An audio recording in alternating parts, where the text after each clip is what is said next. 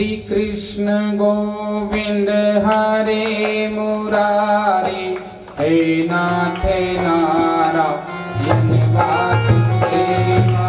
श्री कृष्ण गोविंद हरे मुरारी, हे नाथ नारायण वासुदेवा।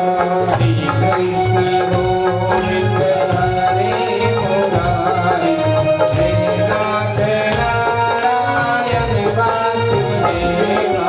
श्री कृष्ण गोविंद हरे मुरारी, हे नाथ नारायण वासुदेवा। हे नाथ नारायण वासुदेवा, हे राम नारायण वासुदेवा। हे नाथ नारायण वासुदेवा, हे राम नारायण वासुदेवा। हे राम नारायण वासुदेवा, हे नाथ नारायण वासुदेवा। हे राम नारायण वासुदेवा, हे नाथ नारायण वासुदेवा। श्री कृष्ण गोविंद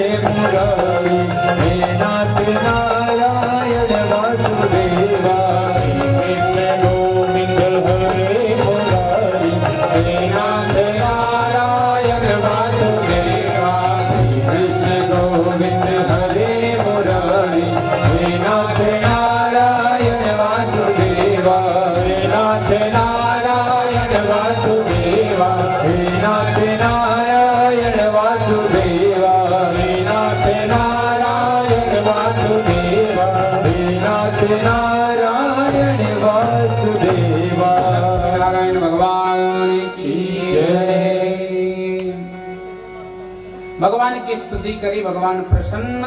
ब्रह्मा जी से कहा, ब्रह्मा जी, ब्रह्मा ने कहा, परीक्षित ने कहा, ब्रह्मा जी जैसे भी मोहित हो जाते हैं। बोले भगवान की लीला इतनी गजब है, ये सबको मोहित कर देती है।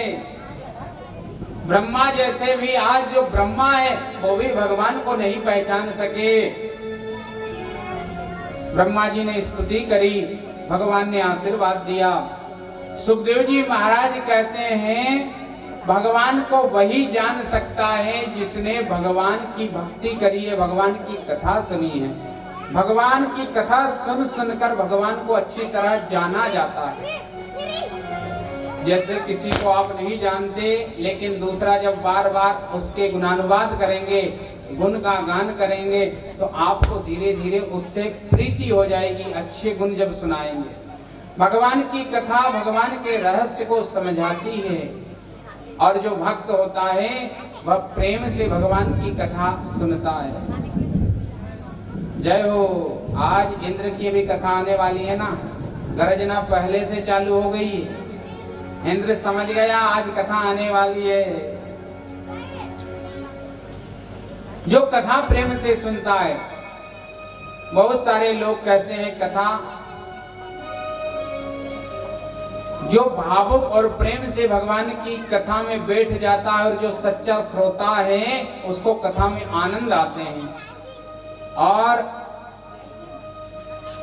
जिसको भगवान से प्रेम नहीं, उससे कथा में रस नहीं आता, वो कुछ ना कुछ कहता। एक बार एक सेठ जी थे, लोगों ने सेठ जी से कहा, सेठ जी गांव में कथा चल रही है, मंदिर में कथा है, सुनाओ। अरे बोले कथा में 4 घंटा समय पास नहीं होता और फिर बैठने की व्यवस्था भी ठीक नहीं है। लोगों ने कहा बैठना देखना क्या देखना, तुमको तो कथा सुननी है, जाकर बैठ जाना, कथा में आनंद आएगा। सेठ जी नहीं जाते। एक दिन पत्नी ने कहा कथा सुनकर आ जाओ। बोले कथा में क्या धरा है, समय बर्बाद करना है क्या है? बोले कथा में रस है, कथा में बहुत आनंद है, जाओ। तो एक दिन जैसे तैसे सेठानी ने जबरदस्ती सेठ जी को कथा में पहुंचा दिया। सेठ जी आ भी गए, लेकिन सेठ जी कहाँ बैठे? जहां टिकने की व्यवस्था थी। खंबा देखा सेठ जी ने, कहाँ है खंबा देखा, सेठ जी उसके पास जाकर बैठ गए। धीरे से सेठ जी खंबे से टिक गए, कथा प्रारंभ हो गई। पंडित जी तो आंख मूंद कर श्लोक पढ़ ही रहे थे। पंडित जी ने आंख खोली तो सेठ जी ने आंख बंद कर ली। सेठ जी सो गए और धीरे धीरे पांव भी लंबे करते गए। सामने वाले से कहा भैया थोड़ी सी जगह देना, थोड़े सामने से पैर लंबे कर लिए। और सेठ जी ने सोने के बाद गरजना प्रारंभ किया, जैसा अभी बादल गरज रहा ना, आसपास के लोगों ने वैसी जगह खाली कर दी। सेठ जी खुद भी कथा नहीं सुनेंगे, अपने को सुनने नहीं देंगे, दूर बैठ गए। सेठ जी को खूब नींद आई, कथा पूरी हो गई। 4 घंटे कब निकल गए पता नहीं चला। कथा सुनो तो पता चलता है, सोने के बाद सेठ जी को पता नहीं चला। सेठ जी की आदत थी सोते समय मुख खोलकर सोना। किसी किसी की आदत होती है सोते समय अपना ताला खोल देते हैं मुख का, खुला मुख करके सोते हैं। सेठ जी की वैसी आदत थी, मुख खोल दिया, सो गए, कथा पूरी हो गई, आरती हो गई, सेठ जी उठे तक नहीं। आरती लेकर आरती वाला गया, उसने देखा सेठ जी कर्म जन्म में तो आज कथा सुनने आए हैं। आरती लेकर गया, सेठ जी को दूर से आरती दे दी, आरती दे दी। प्रसाद वाला गया, देखा सेठ जी सोए हैं, आने लगा। एक ने कहा क्या हुआ? बोले सेठ जी को प्रसाद देता पर सोए हैं। अरे बोले जहां प्रसाद जाना चाहिए वो तो खुला है, मुख में प्रसाद डाल दो। पंचामृत का बोले अब किसको बांटेंगे, जितना भी प्रसाद बचा है सब सेठ जी के मुख में जान दो। पूरा गिलास खाली कर दिया सेठ जी के मुख में। प्रसाद बांटने वाला आया, शक्कर 2-3 मुट्ठा सेठ जी के मुख में। लो, कभी कर्म जन्म में कथा तो सुनी नहीं, आए नहीं, आज जितनी भी जीवन की प्रसादी थी आज एक साथ ले लो। 2-3-4 मुट्ठा शक्कर ऊपर तक ला दी। थोड़ी देर बाद जब मीठा मीठा लगा सेठ जी को तो सेठ जी की नींद खुल गई। देखा तो कोई नहीं। सेठ जी ने कहा कथा इतनी मीठी होती है, कथा में इतना स्वाद। अब तो दूसरे दिन सेठ जी बहुत पहले तैयार हो गए। सेठानी ने कहा कहाँ जा रहे हो? बोले कथा सुनने, कथा में बड़ा स्वाद आता है। अब मैं समझ गया, इसलिए प्रतिदिन तू जाती थी, लेकिन अब तू नहीं, मैं जाऊंगा, कथा में बहुत स्वाद आता है। सेठ जी कथा शुरू नहीं हुई इससे पहले आ गए। खंबा देखा सेठ जी ने, और सेठ जी की तो वही आदत, धीरे धीरे बैठ गए, पैर लंबे कर दिए, जनरेटर चालू, कथा शुरू।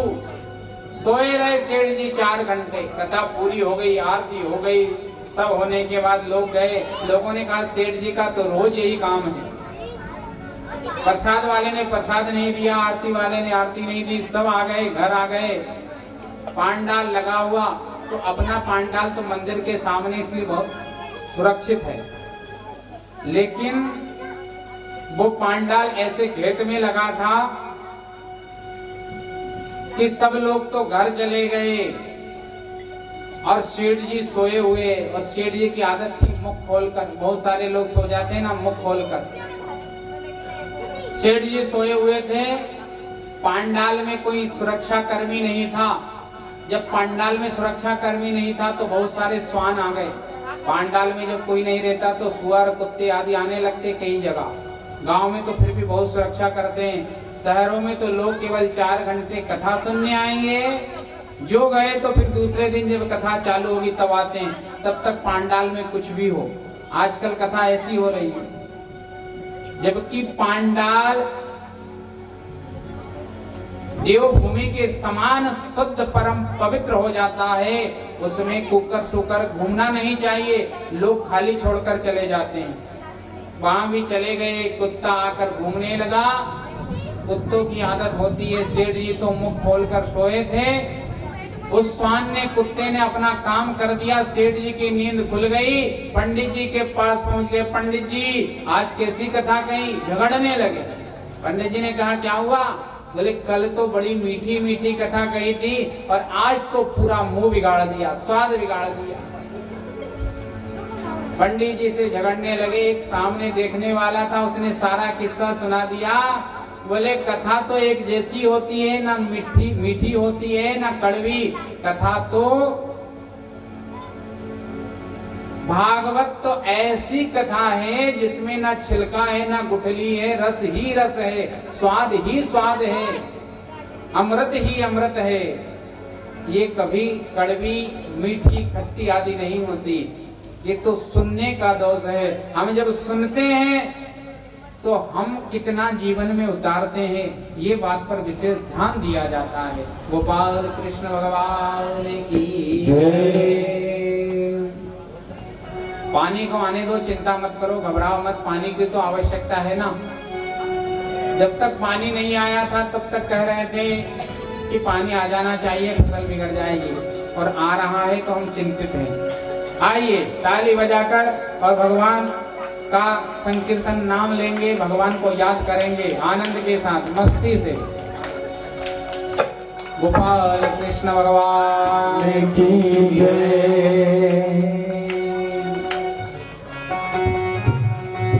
छीन लिया मेरा भोला सा मन, भोला सा मन, राधा रमणी जय जय राधा रमणी। छीन लिया मेरा भोला सा मन, भोला सा मन, राधा रमणी जय जय राधा रमणी। छीन लिया मेरा भोला सा मन, भोला सा मन, राधा रमणी जय जय राधा रमणी। छीन लिया मेरा भोला सा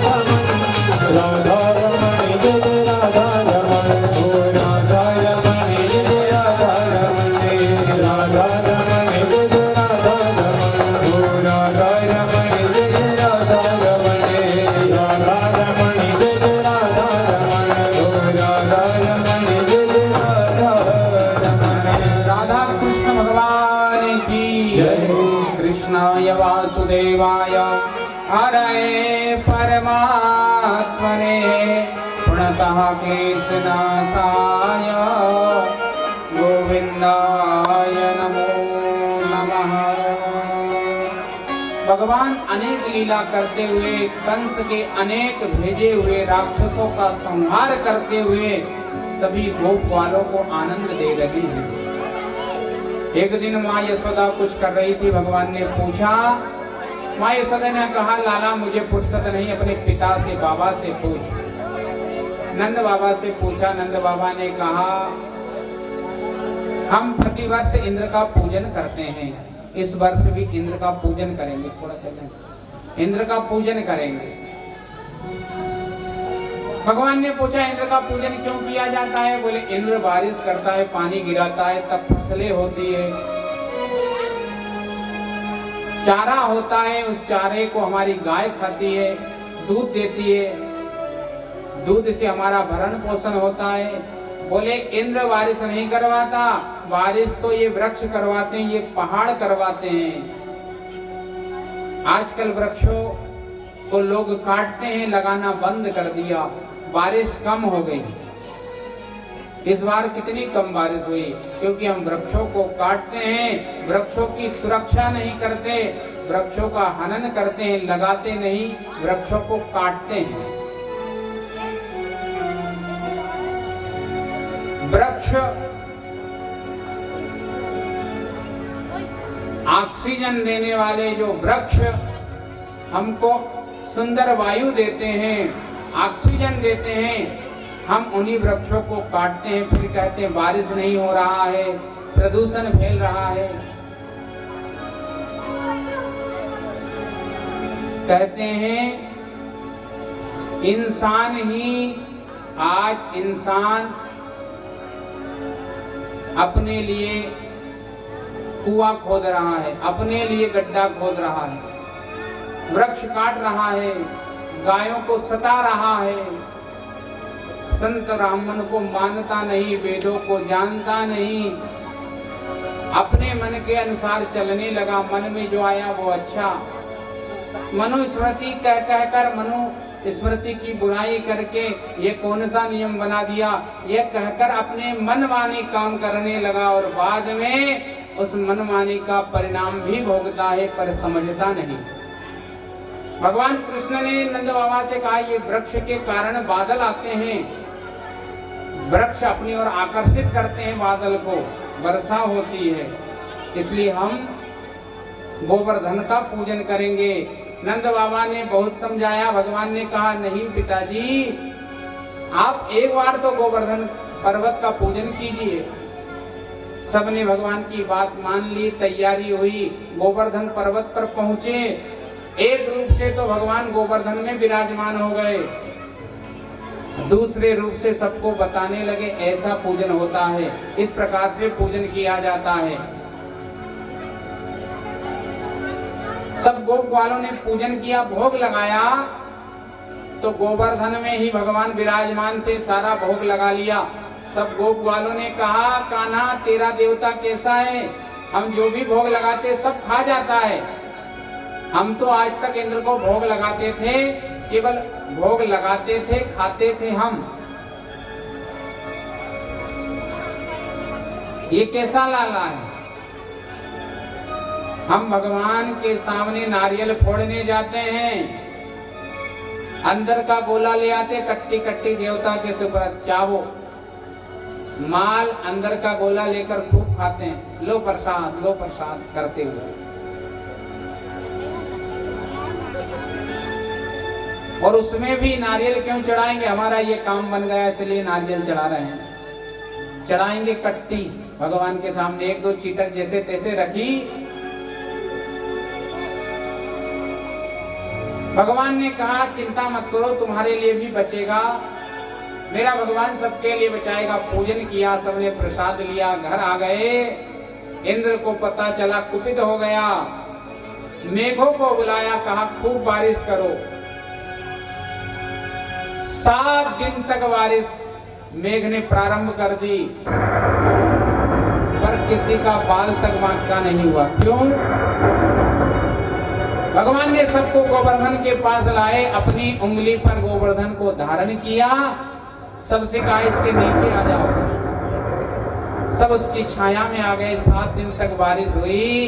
जिस प्रकार गर्म तवे पर पानी गिरता है और छम से समाप्त हो जाता है, ऐसे इस गोवर्धन पर्वत पे पानी गिरा, लेकिन पता नहीं चला। मैं घबरा गए। 7 दिन में सारा पानी खत्म। इंद्र के पास गए। इंद्र ने सोचा ये तो कोई महान देवता है, चलो इनकी प्रार्थना करना चाहिए। इधर गोपवन ने सोचा 7 दिन हो गए, भगवान से कहा अब तुम्हारी उंगली बाहर कर लीजिए, हम अपनी अपनी लाठी लगा देंगे। सबने अपनी अपनी लाठी लगाई। कन्हैया से कहा आप दूर हो जाइए।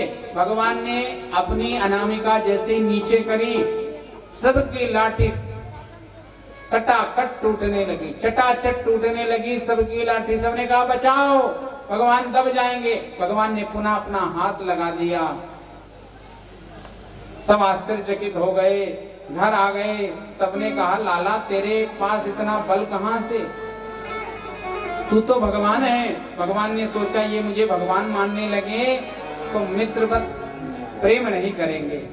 तो भगवान ने क्या समझाया उनको कि कछु माखन को बल बढ़ो,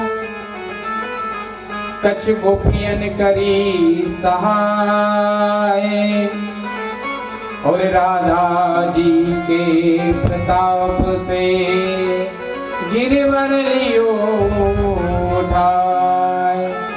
बोले इसमें मेरा बल नहीं है, जो हमने माखन चोरी करके खाया है ना, कुछ तो उसका बल है। कुछ सब तुम गोप ग्वालों ने सहायता करी। कैसी सहायता? बोले जब मैं गोवर्धन पर्वत धारण कर रहा था तो तुम सबने भी बल लगाया, जोर लगाया, ताकत लगाई, तो तुम्हारा सारा बल मेरे पास आ गया।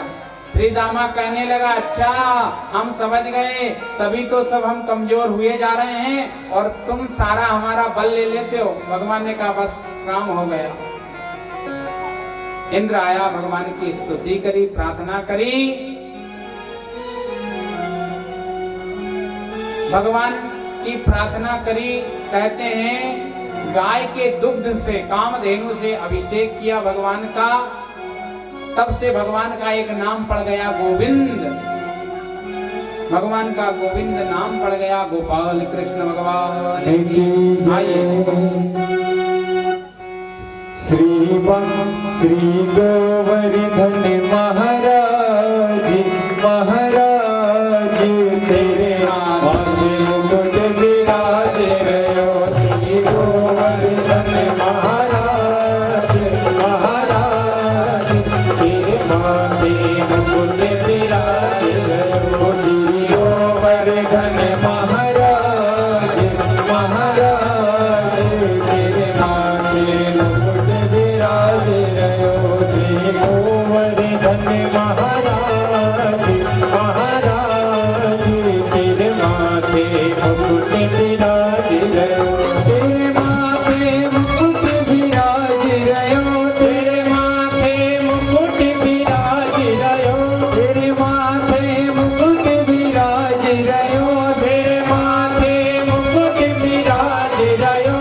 तेरे माथे मुकुट विराज रहो। श्री गोवर्धन महाराज महाराज तेरे माथे मुकुट विराज रहो। श्री गोवर्धन महाराज महाराज तेरे माथे मुकुट विराज रहो।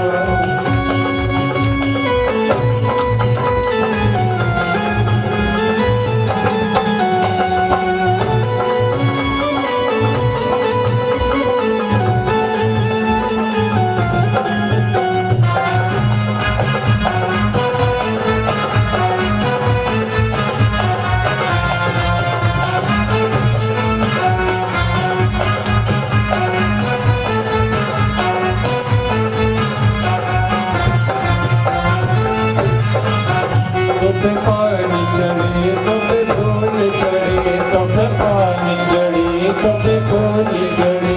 तो पानी चढ़े तो फूल चढ़े, तो पानी चढ़े तो फूल चढ़े। तो पानी चढ़े तो फूल चढ़े। तो पानी चढ़े तो फूल चढ़े। तो पानी चढ़े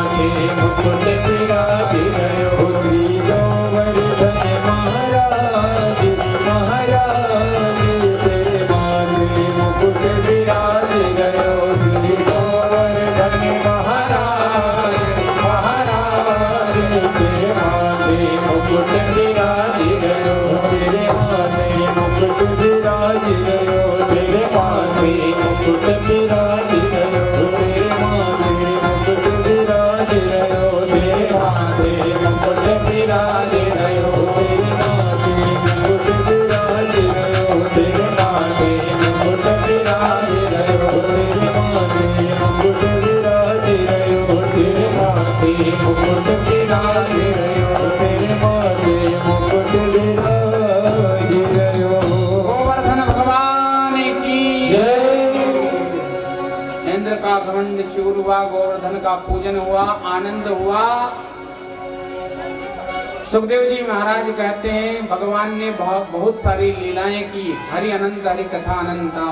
अब भगवान समझ गए समय नजदीक आ गया, कंस का वध भी करना है।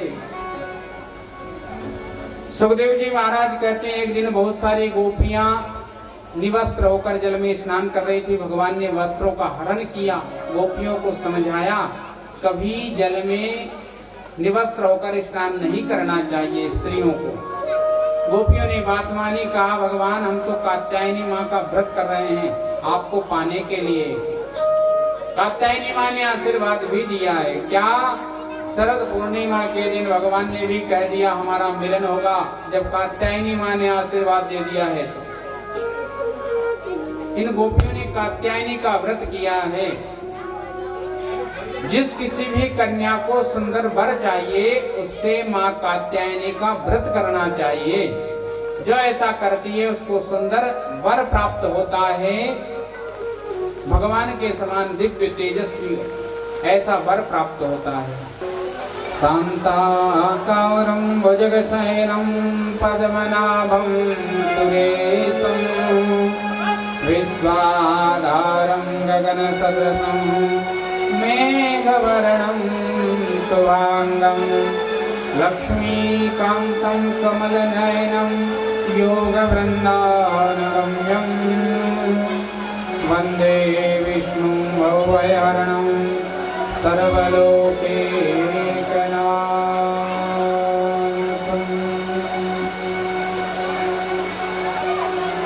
पानी बाबा है, आएगा भैया। आज इंद्र का पूजन, गोवर्धन का पूजन हुआ है।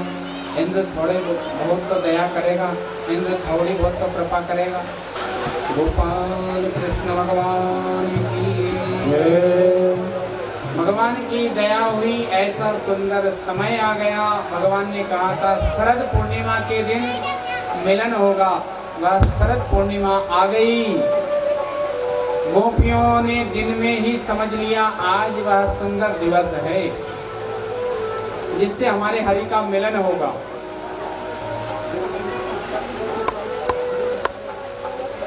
आज हमारा व्रत सफल होगा। दिन में अपना सारा काम पूरा कर लिया। भगवान शाम को सुंदर माधुरी बांसुरी का वादन करने लगे। गोपियों के कान में आवाज आई, गोपियां सुध बुध भूल गई, सुध बुध सब बिसराई।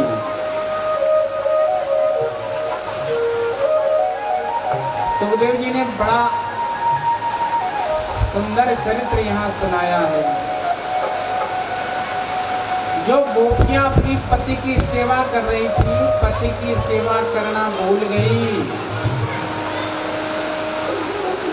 करवाना चाहिए पति को भोजन, लेकिन भोजन की थाली तो जाकर गाय के सामने रख दी और गाय के सामने रखा हुआ चारा पति के सामने रख दिया, खाओ। भगवान की बांसुरी सुनकर सब सुध बुध भूल गई। जो गोपियां श्रृंगार कर रही थी वो श्रृंगार करना भूल गई। अद्भुत श्रृंगार करती हैं गोपियां। पहनना चाहिए साड़ी, पहन लिए ससुर जी की धोती और कुर्ता। और फिर भी इसके बाद में होश नहीं, गोपियों को भगवान के भाव में श्रृंगार करती है। कान के कुंडल नाक में, नाक की वाली कान में,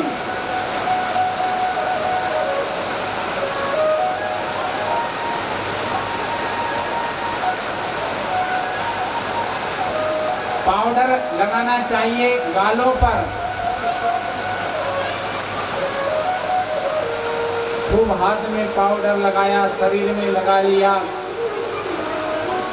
काजल आंख में लगाना चाहिए, पर भगवान की बांसुरी का वादन सुना, भूल गई। कांच का आंख का काजल होठों पर लगा लिया और होठों की लाली आंख पर लगा ली। अद्भुत श्रृंगार कर रही है गोपियां भगवान से मिलने के लिए, और ऐसा अद्भुत श्रृंगार करके गोपियां भगवान से मिलने के लिए चली। जिन गोपियों को उनके पति ने, घर वालों ने जाने नहीं दिया, बहुत प्रयास किया, ना जा सकी, तो वही भगवान का ध्यान किया। हे गोविंद, जो शरीर तुझको पाने में बाधक बने, आज मैं उस शरीर का ही त्यागन करती हूँ, त्यागती हूँ शरीर को। शरीर त्याग दिया और आत्मा से मिलने के लिए आत्मा ही मिलने चली गई परमात्मा से, गोविंद से। अद्भुत श्रृंगार करके भगवान के पास गोपियां पहुंचती है। भगवान ने सबको देखा, गोपियां अद्भुत श्रृंगार, किसी ने खूब पाउडर लगाया है, किसी ने लाली लगाई, किसी ने काजल। भगवान ने सबको देखा और क्या कहा, आओ सुंदरियां। भगवान ने सबको सुंदरियां कहा। क्यों? श्रृंगार तो इनका अद्भुत था। आंखों का काजल होठों में, होठों की लाली आंखों में थी, पर सुंदरियां किस लिए थी? क्योंकि इनका मन सुंदर था, मन बहुत सुंदर था। भगवान का कहना है, आप शरीर से कैसे भी हो चलेगा, शरीर से आप कैसे हो भगवान को लेना देना नहीं, आप मन से कितने सुंदर हो। आपका मन सुंदर है या नहीं? अगर मन सुंदर है तो भगवान आपको ग्रहण कर लेंगे, प्रसन्न हो जाएंगे। और मन सुंदर नहीं है तो कितने भी आप सुंदर हो,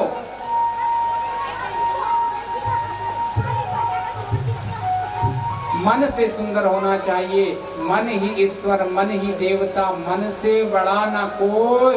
मन उजियारा जब जब फैले, जग उजियारा हो। मन सुंदर होना चाहिए। भगवान ने सुंदरियां कहा, सब प्रसन्न हो गई। थोड़ा थोड़ा अभिमान भी आ गया कि देखो, जिससे मिलने के लिए देवता तरसते हैं, आज हमसे मिलने के लिए हमसे पहले यहाँ आकर इंतजार कर रहा ये कान्हा। अभिमान आया तो भगवान से कहा, हम सारी गोपियां थक गई, आप हमारे पैर दबा दीजिए। भगवान ने कहा, आज पैर दबा दिया तो कलयुग की सारी पत्नियां अपने पति से पैर ही दबाएंगी। दबाओ, दिन भर काम किया, आप क्या कर रहे? तो भगवान वहां से अंतर ध्यान हो गए। सुखदेव जी ने कहा, एक गोपी को साथ में ले गए। एक गोपी कहा, सुखदेव जी ने नाम नहीं लिया, लेकिन भाष्यकार कहते हैं, विद्वान लोग कहते हैं, वह गोपी श्री राधा रानी थी, भगवान के साथ गई। लेकिन राधा रानी को यह अभिमान हो गया कि भगवान मेरे से सबसे अधिक प्रेम करते हैं। तो भगवान से कहने लगी राधा रानी, गोविंद मैं बहुत थक गई हूँ, मुझे अपने कंधे पर बैठा लो। भगवान ने कहा, राधा को भी अभिमान आ गया, आज इसको कंधे पर बैठाया तो कलयुग में हर पुरुष कंधे पर बैठा बैठा कर बाजार करवाएगा। महाभारत में एक सुंदर आख्यान आता है। भीम ने पूछा था, विजय किसकी होगी? बोले विजय उसकी होगी जो कुरुक्षेत्र में स्त्री के सेवक को मारकर गाड़ दे, उसकी विजय हो जाएगी। भीम ने देखा ऐसा कौन है।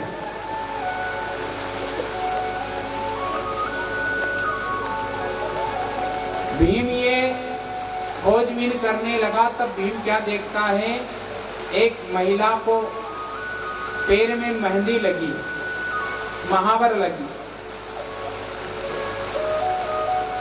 और वह उसका पति अपने कंधे पर बैठा कर उसे ले जा रहा है। भीम ने पूछा, देवी तुम कौन हो, कहाँ जा रही हो?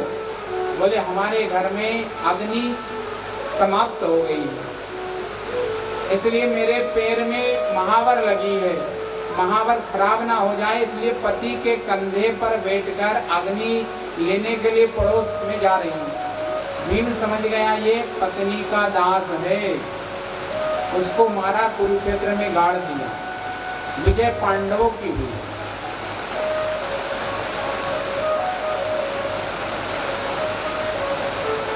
पत्नी का सेवक, इसका तात्पर्य ये नहीं कि आप पत्नी की बात नहीं मानो, अन्यथा कल से आप आंख दिखाने लगो कि पत्नी के सेवक नहीं बनेंगे। परस्पर पति पत्नी को विशेष ध्यान रखना चाहिए दोनों का। पत्नी के लिए पति देवता होता है, भगवान के समान होता है। एकौ धर्म एक व्रत नेमा, काय वचन मन पति पद प्रेमा। स्त्री के लिए पुरुष सब कुछ होता है, पति सब कुछ होता है, देवता होता है, पर पुरुष भी वैसा होना चाहिए। नहीं तो पत्नी तो लक्ष्मी और पति बन जाए भैरू बाबा, फिर क्या कहना। अगर पत्नी लक्ष्मी बने तो पति को नारायण बन जाना चाहिए, तो सुंदर लक्ष्मी नारायण की जोड़ी हो जाएगी। होता उल्टा है, पत्नी बन जाए काल का और पति भैरू के समान, क्या कहना, फिर तो युद्ध मचेगा ही।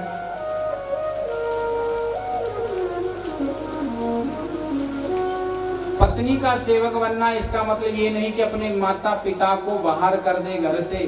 पत्नी कहे इनको बाहर निकालो, बूढ़े हो गए, कहीं भी थूक देते, कहीं भी कुछ कर देते। बूढ़े लोगों की आदत होती है ना। एक बार तो एक लड़के का विवाह हुआ, उसने अपने पिता से कह दी, पिताजी विवाह एक शर्त पर करूंगा। क्या शर्त? बोले शर्त यही कि मेरी बारात में सब मेरे मित्र जाएंगे, नए नए, मेरी उम्र के लोग जाएंगे, बूढ़े लोगों को एक को भी बारात में नहीं ले जाऊंगा, पगड़ी वालों को। पगड़ी और धोती तो होना ही नहीं, पेंट वालों को ले जाऊंगा। बहुत समझाया, बेटा माना नहीं, मैं विवाह नहीं करूंगा। पिता ने कहा चलो ठीक। तैयारी हो गई, बारात जाने लगी। लड़के के दादाजी समझ गए सब जा रहे हैं नए नए। दादाजी ने कहा मैं चल दूं। बेटे ने कहा दादाजी आप तो जाना ही मत, आपको तो बिल्कुल भी होश नहीं रहता, चाहे जहां आप फूंक देते हो, दीवार पर खराब कर देते हो, घासते रहते हो, आप घर रहो। दादाजी ने कहा बेटा कोई परेशानी आ जाएगी, दिक्कत? अरे बोले कोई दिक्कत नहीं आएगी, और दिक्कत आ भी गई तो आप क्या करोगे? आप क्या पढ़े लिखे हो? कुछ है आपको ज्ञान? हम मेरे मित्र जितने भी सब पढ़े लिखे हैं, किसी ने इंजीनियर किया है, किसी ने डॉक्टरी की है, सब बड़े समझदार हैं। दादाजी ने बहुत कहा, बच्चे ने मना कर दिया, बोले बताओ नहीं तो ये अभी साफा उतारूं, आप चले जाओ दूल्हे बनकर। दादा ने कहा बात तो मानने वाला है नहीं। दादा ने कहा एक काम करो, मैं दिखूंगा नहीं, मुझे एक बोरे में भरकर ले चलो। मित्रों ने कहा दादा मान नहीं रहा, तो थैली में बांध दो, वहां तक गोविंदाय नमो नमः हो जाएगा, बचेगा नहीं, ना रहेगा बांस, ना बजेगी बांसुरी। रास्ते में किसी नाले में फेंक देंगे फुर्सत। एक बोरी में बांधा, गाड़ी की डिक्की में धकाने लगे तो दादाजी फंस गए। एक मित्र ने कहा जरा एक लात मारो। दादाजी अंदर, बारात चली गई। तोरन मारने के लिए दूल्हा गया, तोरन मारी। लड़की का पिता समझदार था।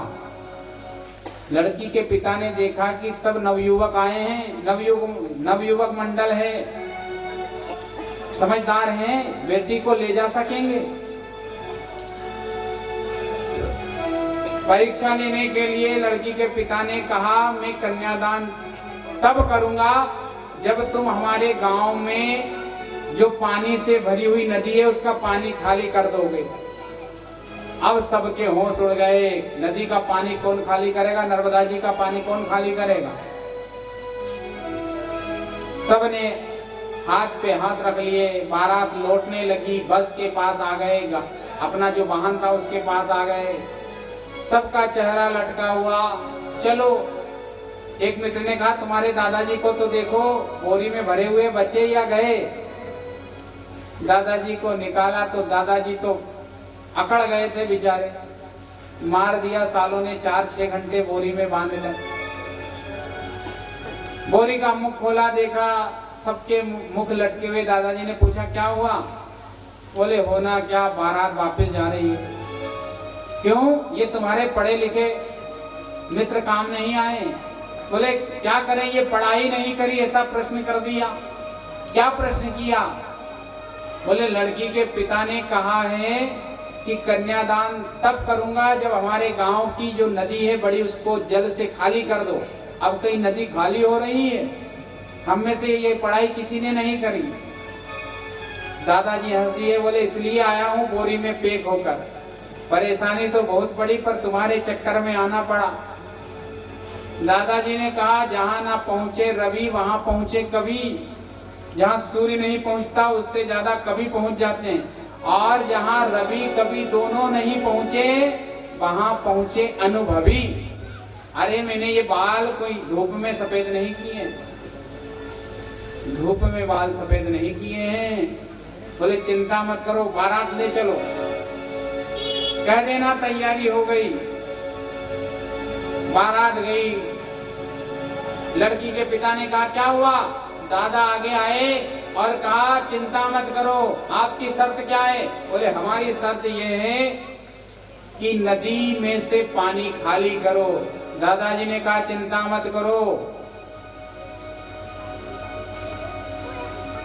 चिंता मत करो। उनकी शर्त ये थी, शर्त ये थी कि हमारी नदी, गांव की नदी दूध से भरो।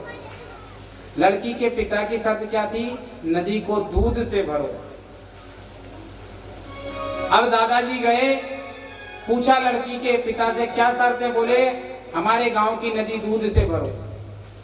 दादाजी ने कहा, चिंता मत करो, हम दूध से भरेंगे, हमारे टैंकर के टैंकर आ रहे हैं, पर आप पहले अपने गांव की नदी को पानी से खाली तो करो, हम दूध भर देंगे। पिता समझ गया। दूसरी शर्त रख दी, एक टेढ़ा मेढ़ा लोहा का पाइप लाया, दे दिया और कहा, इसमें धागा पिरा दो। अब सब पढ़े लिखे इंजीनियर, डॉक्टर सब विचार करने लगे, इसमें धागा कैसे पिराएं? दादाजी ने कहा, चिंता मत करो, कहीं से उंदरा पकड़ लिया दादाजी ने और उसकी पूंछ में एक धागा बांधा, आगे से उंदरे को धकाया, उंदरा उस पार, धागा दोनों तरफ। लड़की का पिता समझ गया, अनुभव है। दादा ने कहा, इसलिए मैं तुम्हारे साथ आया था, मुझे पता था नए नए जाएंगे, कुछ ना कुछ समस्या खड़ी हो जाएगी, क्योंकि मुझे जीवन का अनुभव है। तुमने कागजों में पढ़ाई की है, लेकिन मैंने अपने जीवन में ये सब अनुभव करके पढ़ लिखा है, पढ़ा है, सब पढ़ा है। ये अनुभव की बात है। सुखदेव जी महाराज कहते हैं, राधा जी को अभिमान आ गया, सेवा करने के लिए कृष्ण से कहने लगी। भगवान कृष्ण ने कहा, क्या बात है?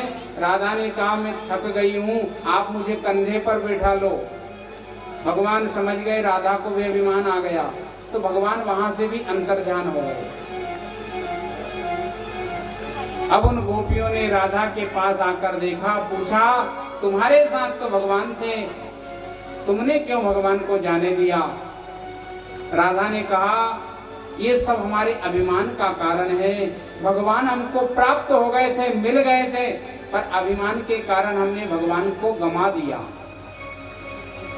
क्या करें? गोपियों ने बहुत लता पत्तों से पूछा, वृक्षों से पूछा, किसी ने जवाब नहीं दिया। अंत में बैठ गई और सारी गोपियां भगवान की स्तुति करने लगी। जयति तेधिकं जन्मना व्रज तस्य इंदिरा सस्वतागहि। जयति तेधिकं जन्मना व्रज तस्य इंदिरा सस्वतागहि। जयति दक्षतां दिक्षुतावृता सैधता तव संविचिन्वते। जयति तेधिकं जन्मना व्रज तस्य इंदिरा सस्वतागहि। जयति दक्षतां दिक्षुतावृता सैधता तव संविचिन्वते।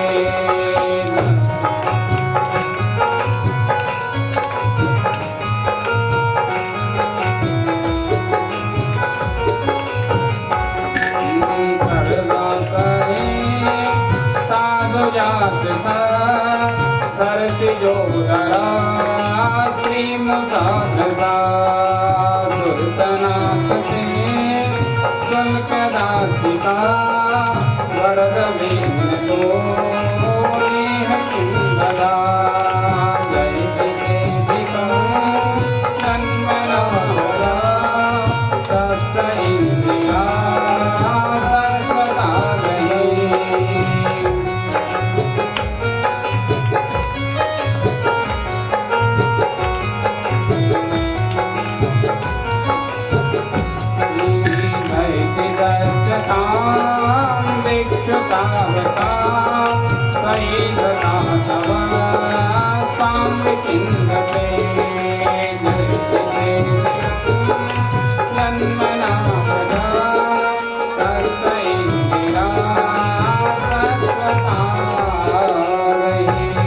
कृष्णाय वासुदेवाय हरये परमात्मने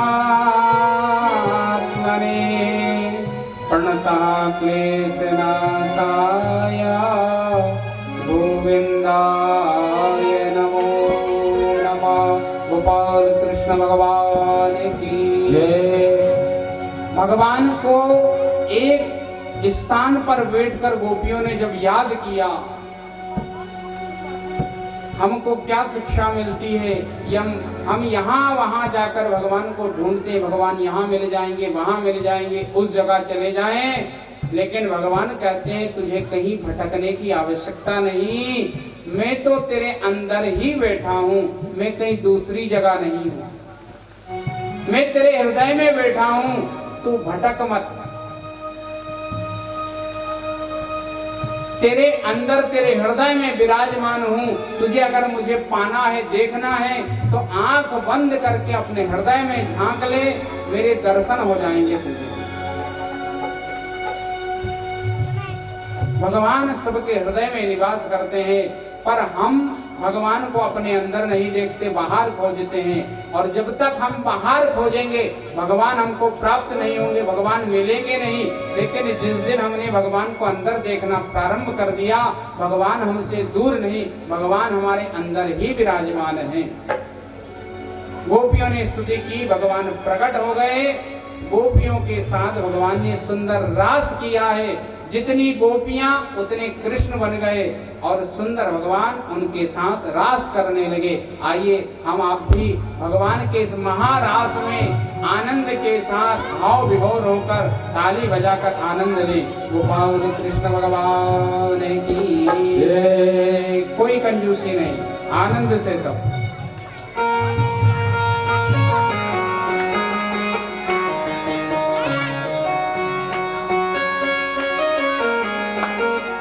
रास रचो है रास रचो है आज यमुना किनारे हरि रास रचो है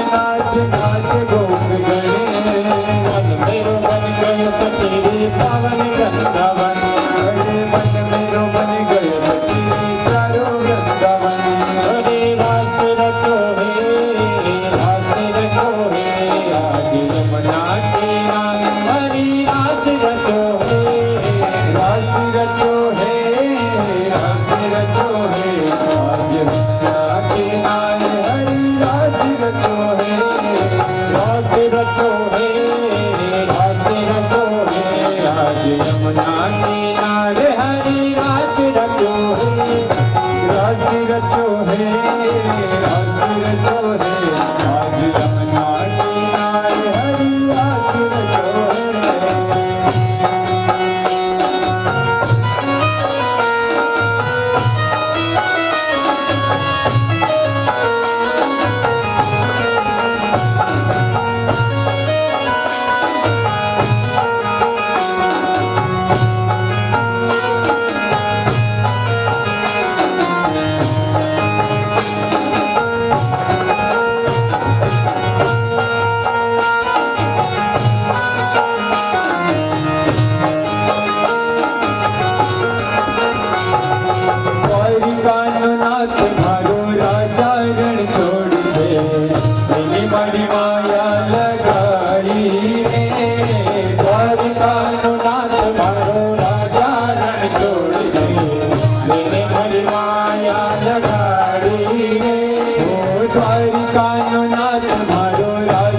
रण छोड़ के मणि माया लगाड़ी रे द्वारकानो नाथ मारो राजा रण छोड़ के मणि माया लगाड़ी रे मारी माया लगाड़ी मारा माला रे मारी माया लगाड़ी मारा माला रे मारी माया लगाड़ी मारा माला रे मारी माया लगाड़ी मारा माला रे मारी माया लगाड़ी रे मारी माया लगाड़ी रे माया रोग वाल मारो राजा रण छोड़ के मारी माया लगाड़ी रे माया रोग वाल मारो राजा रण छोड़ के मनी माया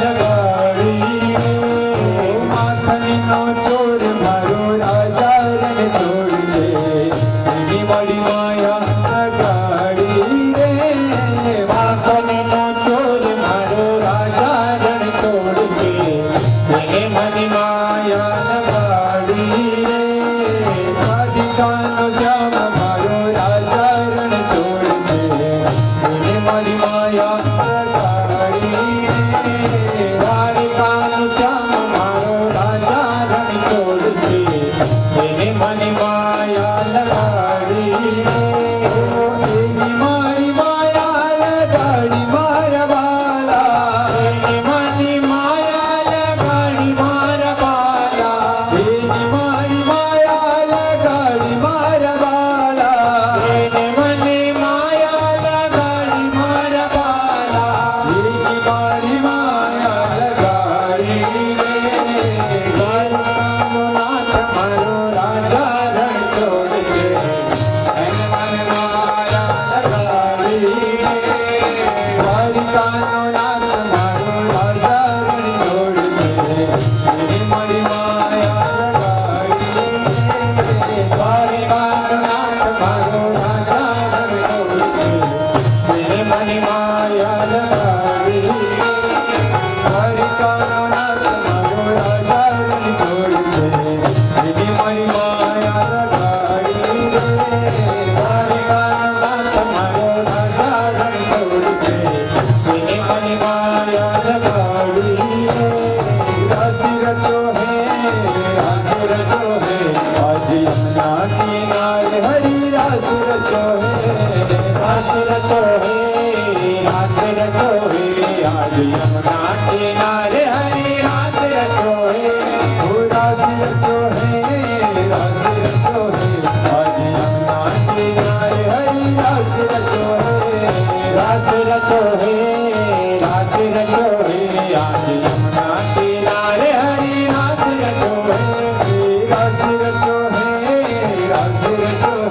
आज यमुना किनारे हरि राशि रचो है राशि रचो है आज यमुना किनारे हरि राशि रचो है आज यमुना किनारे हरि राशि रचो है आज यमुना किनारे हरि राशि रचो है आज यमुना किनारे हरि राशि रचो है आज यमुना किनारे हरि राशि रचो है आज यमुना किनारे हरि राशि रचो है गोपाल कृष्ण भगवान की जय 6 महीने तक रास चलता रहा। 6 माह तक भगवान ने शरद पूर्णिमा की रात्रि को 6 माह की कर दी। अंत में भगवान ने माया जगाई, सबके ऊपर माया डाली, सबको घर की याद आई, सब गोपियां घर आ गई। सुखदेव जी महाराज कहते हैं कृष्ण बलराम ने मन में विचार किया, देवकी वसुदेव बड़े कष्ट उठा रहे हैं, अब उनका संकट दूर करना चाहिए। इधर कंस ने योजना बनाई, अक्रूर जी को भेजा, बहुत असुर भेजे पर कोई सफल नहीं हुए। अब तुम एक काम करो, जाओ कृष्ण बलराम को यहीं लेकर आ जाओ। अक्रूर जी लेने चले, नंद बाबा के यहाँ आए, नंद बाबा ने स्वागत किया। संध्या का समय था। अक्रूर जी ने पूछा, बाल कृष्ण कहाँ गए हैं? बोले गैया चराने गए, शाम को आते हैं, सुबह जाते हैं, गाय की सेवा करते हैं। कुछ समय बाद कृष्ण बलराम आ गए, अक्रूर जी को प्रणाम किया, नंद बाबा को प्रणाम करने लगे। नंद बाबा ने अपने हृदय से लगा लिया। आज नंद बाबा को अक्रूर जी ने बता दिया कि ये कृष्ण और बलराम देवकी वसुदेव के पुत्र हैं, इसलिए इनके माता पिता कारागृह में हैं। कंस ने इनको मारने की योजना बनाई है, लेकिन ये कंस का वध करने के लिए आए हैं। आकाशवाणी ने कहा था देवकी का 8वां गर्भ कंस का काल होगा, इसलिए देवकी का ये 8वां गर्भ है जो वसुदेव जी ने आपके यहाँ छोड़ दिया था। अब ये जाएगा। नंद बाबा के कानों में शब्द पड़े, नंद बाबा के आंखों से अश्रुओं की धारा बहने लगी। जिसका लालन पालन किया आज वह छोड़कर जाएगा। भगवान आए, प्रणाम करने लगे। वसुदेव जी ने, नंद बाबा ने अपने हृदय से लगा दिया, लाला तू मेरे हृदय में बसता है, इसलिए हृदय से लग जा। सुखदेव जी कहते हैं आज परीक्षित व दुख की घड़ी नंद बाबा पर ऐसी है जिसको क्या कहें। जिस समय दशरथ के यहाँ से राम गए, दशरथ के दुख को राम ही जान सकते थे, दशरथ के दुख को भगवान ही जान सकते थे। कितना दुख था, ये दुख वह पिता जान सकता है जिसने अपने पुत्र का बिछोह सहन किया हो, अपने पुत्र से दूर रहा हो, वह जानता है। आज नंद बाबा आसन पर बैठ नहीं रहे, खड़े हैं। शरीर पसीने से, शरीर में पसीना निकल रहा है, आंखों से आंसू बह रहे हैं, मन में शांति नहीं। आज तो मेरा लाला चला जाएगा, क्या होगा। बार बार अपने हृदय से लगाते, फिर कहीं बैठ जाते, चैन नहीं है नंद बाबा को, फिर खड़े हो जाते, फिर हृदय से लगा लेते, लाला मुझे ये पता नहीं था कि तू इतनी जल्दी मुझे छोड़कर चला जाएगा। अगर मुझे ये मालूम होता, मुझे पता होता तो एक पल भी तुझे मेरी नजरों से ओझल नहीं करता, दूर नहीं जाने देता।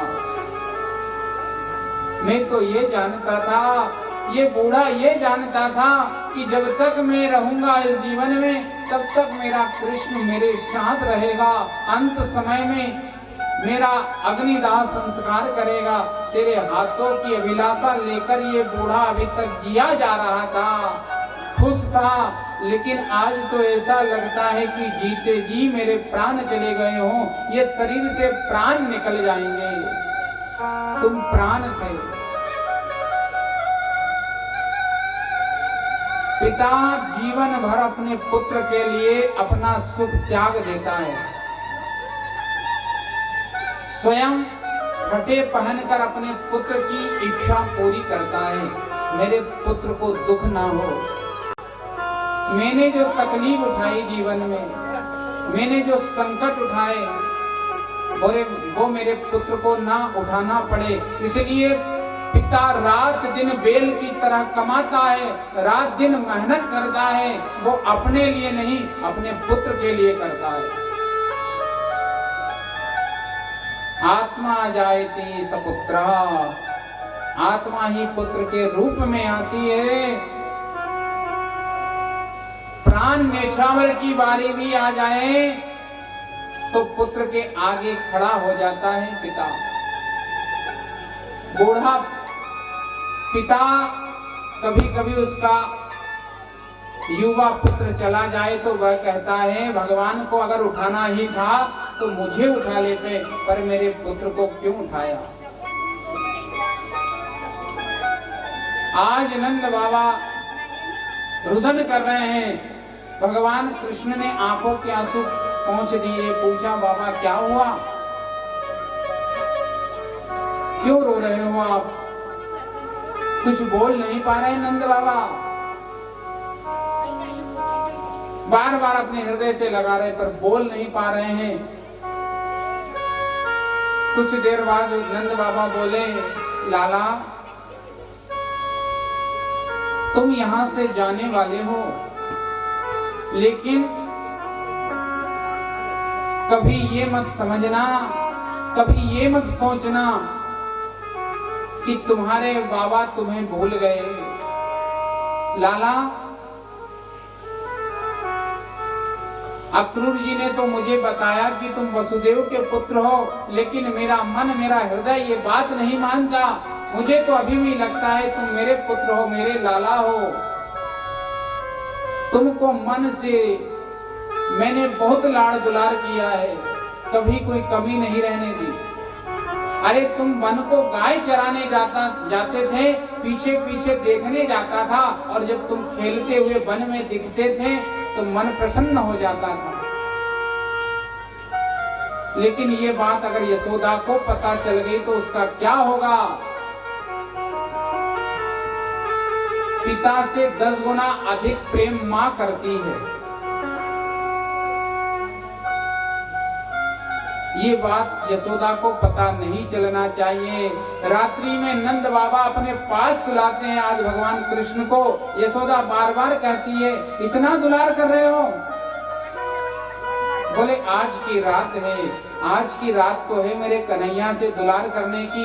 अपने पास सुलाकर भगवान कन्हैया को आज नंद बाबा हाथ से शरीर पर हाथ फेरते, बार बार देखते, गालों का चुम्बन करते, बार बार अपनी छाती से लगाते और मन में सोचते कल तो मेरा कान्हा चला जाएगा। रात भर नंद बाबा जागते रहे, भगवान को हवा करते, कभी भगवान के हाथों, कभी भगवान के गालों में हाथ लगाते, कभी भगवान के चरण दबाने लगते तो भगवान उठकर खड़े हो जाते। बाबा आप ये क्या कर रहे हो? मेरे चरण दबा रहे हो? बोले लाला आज मेरा प्रेम इतना उमड़ रहा है, तूने मेरी इतनी सेवा करी है, मैं कुछ कर नहीं पाया, उससे पहले तू जाने लगा। सेवा का कभी मौका ही नहीं मिला, तुझे कभी लाड़ दुलार नहीं कर पाया। सोचा था बहुत समय पड़ा है, लेकिन इतनी जल्दी समय चला गया। प्रातः हो गया, भगवान कृष्ण कन्हैया प्रातः उठकर गाय की सेवा करने लगे। यशोदा माँ ने देखा तो नित्य की तरह यशोदा माँ तो भगवान को डांटने लगी, कन्हैया क्या कर रहा है? वहां चला गया। नंद बाबा ने यशोदा को पकड़ लिया, आज कन्हैया को मत डांटो, आज मेरे कृष्ण को मत डांटो, आज तो दुलार करो जितना हो सके। ये जब कहा, आंखों में आंसू नंद बाबा के, तो यशोदा माँ से रहा नहीं गया। आज तक अगर मैं कुछ नहीं कहती थी तो हर बार आप कहते थे कि कन्हैया को कुछ कहने नहीं देती हो, और आज मैं डांट रही हूँ, आप मेरा मुख बंद कर रहे हो कि कन्हैया से कुछ कहना मत। नंद बाबा से रहा नहीं गया, जोर जोर से रोने पड़े। यशोदा तुझे पता नहीं आज क्या होने वाला है, हमारे ऊपर गाज गिरने वाली है, हमारे पैरों के नीचे से जमीन निकलने वाली है। यशोदा ने जब ये सुना तो थर थर कांपने लगी, क्या होने वाला है? आप बताइए तो क्या होने वाला है?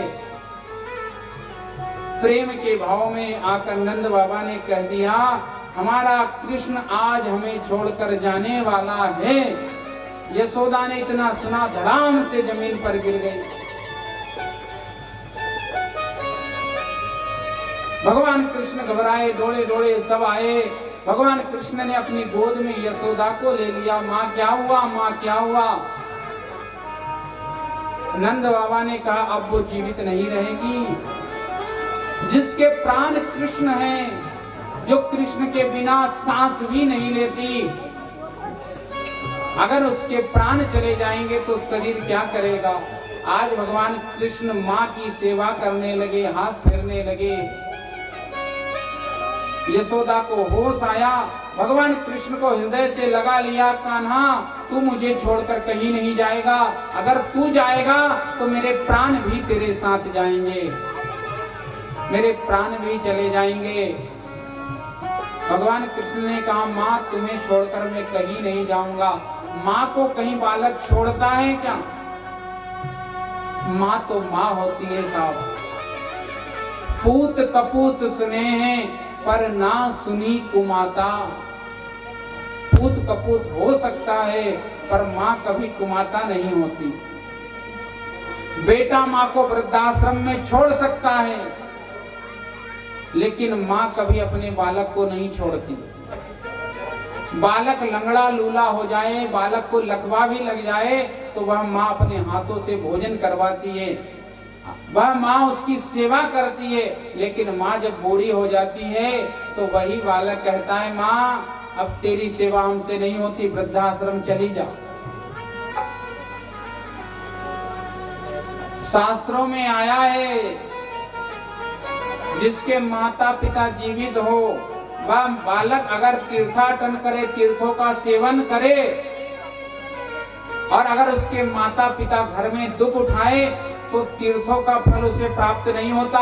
चाहे वह गंगा जी नहाए, जमुना जी नहाए, नर्मदा में स्नान करे, 1-2 दिन नहीं, जल में डूबा भी रहे, उसको पुण्य प्राप्त नहीं होता। माता पिता तो घर में दुख उठा रहे हैं, लेकिन वही बालक अगर अपने माता पिता की सेवा करे, और सेवा करते करते अगर माता पिता की सेवा करने के बाद जब माता पिता को स्नान करवाए, स्नान करवाते करवाते माता पिता के शरीर से लगा हुआ जल, एक थोड़ा सा जल भी बालक के ऊपर गिर जाए तो सारे तीर्थों के स्नान का फल उस बालक को उसी समय मिल जाता है। माता पिता की सेवा करते हुए स्नान करवाते करवाते पिता के शरीर से थोड़ा सा जल भी बालक को लग जाए तो वह जल इतना पवित्र होता है कि उसके सामने गंगा, जमुना, सरस्वती, कावेरी सारी नदियां फीकी पड़ जाती है, उसके पुण्य का इतना प्रभाव होता है।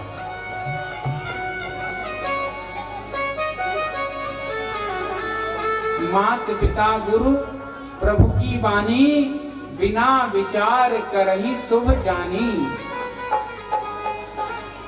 माता पिता की वाणी और गुरु की, भगवान की वाणी सदा शुभ कल्याण करने वाली होती है। राम भगवान को माता पिता ने कहा वन को चले जाओ, माता पिता की बात मानकर भगवान वन को चले गए। भगवान तो चाहते, भगवान के हाथ में तो सब कुछ है, संसार भगवान ने बनाया है, पर भगवान भी माता पिता को मानते हैं कि जिन माता पिता ने कह दिया मतलब मेरे लिए शुभ होगा, कल्याणकारी होगा, और कल्याणकारी भी हुआ। राम वन को चले गए तो राम बन गए, राम का नाम हो गया, राम को सब जानने लगे। मात पिता गुरु प्रभु की वाणी, बिना विचार कन्ही शुभ जानी। आज यशोदा माँ मूर्छित पड़ी है, भगवान अपनी गोद में लेकर माँ को देख रहे हैं। बहुत सारे लोग कहते हैं माता पिता ने हमारे लिए क्या किया। बालक कहता है ना बड़े होने के बाद, माता पिता ने हमारे लिए क्या किया, पूरा जीवन खपा दिया, बर्बाद कर दिया। उसके बाद बालक कहता है माता पिता ने हमारे लिए क्या किया। उस पिता से तो पूछना कितनी रात जगे हो, किस किस से कर्जा लाए हो, किस किस के हाथ जोड़े हैं, किस किस के पैर पड़े, अपनी पगड़ी रखी है किसके लिए, मेरा पुत्र पढ़ ले, मेरा पुत्र कुछ बन जाए। रात दिन तुम्हारे लिए करता रहा और अंत में कहते हो पिता ने क्या किया, माँ ने क्या किया। कहता है माँ ने क्या किया, अरे उस माँ से पूछो 9 महीने तक कोख में रखा है, 1-2 किलो का पत्थर आप 1-2 महीने अपने पेट पर बांध लेना, पता चल जाएगा माँ कितना कष्ट उठाती है। 9 महीने तक गर्भ में रखती है, ध्यान रखती है, खाने में नियम रखती है, चलने में नियम रखती है। कई बिचारी महिलाओं को कह देते हैं आपको डेल नहीं छोड़ना है, 8 महीने एक जगह रहना है। बच्चा को पाने के लिए, पुत्र को पाने के लिए वह स्त्री, वह महिला, वह माँ अपने माता पिता को त्याग देती है, घर परिवार को त्याग देती है, एक जगह रहकर अपने गर्भ का पालन करती है। और बालक कहता है क्या किया माता पिता ने? तू कितनी अच्छी है, तू कितनी भोली है, प्यारी प्यारी है, हो माँ, हो माँ, हो माँ,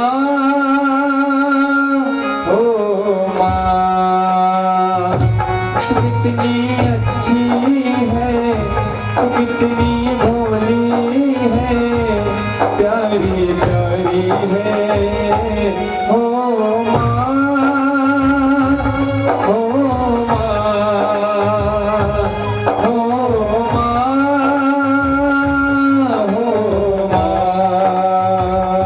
ये जो जीवन है ये वन है कांटों का, ये जो दुनिया है ये वन है कांटों का, तू फुलवारी है, हो माँ,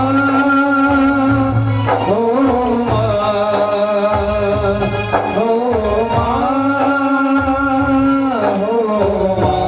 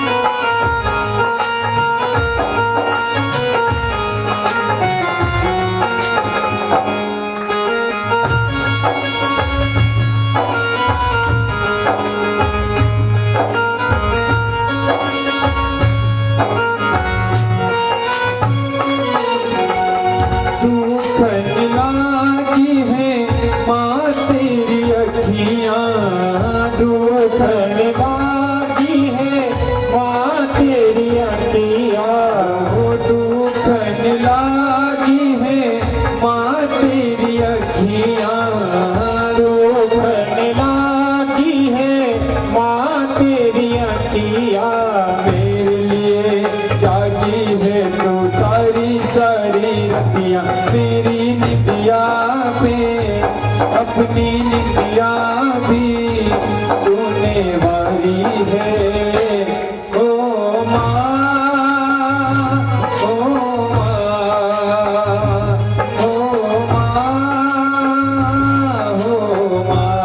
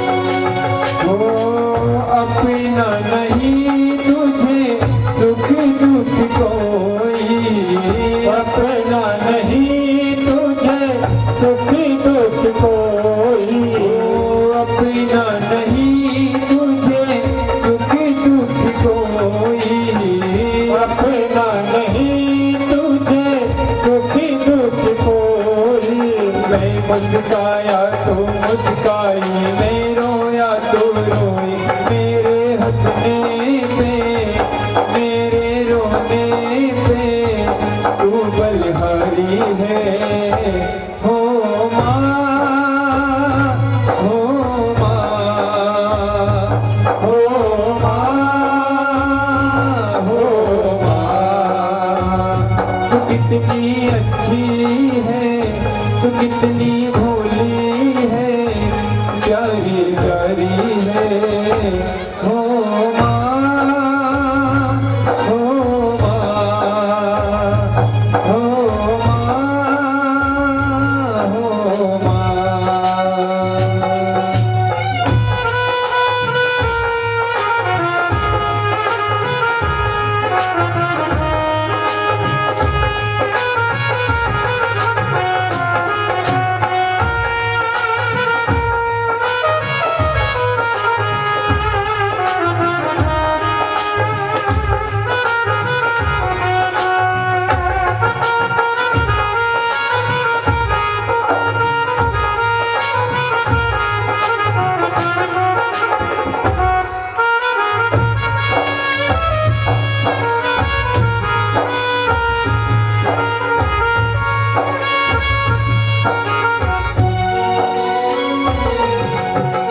माँ बच्चों की जान होती है, माँ बच्चों की जान होती है, माँ बच्चों की जान होती है, माँ बच्चों की जान होती है। वो होते हैं किस्मत वाले जिनकी माँ होती है। कितनी सुंदर है तू, कितनी शीतल है, प्यारी प्यारी है।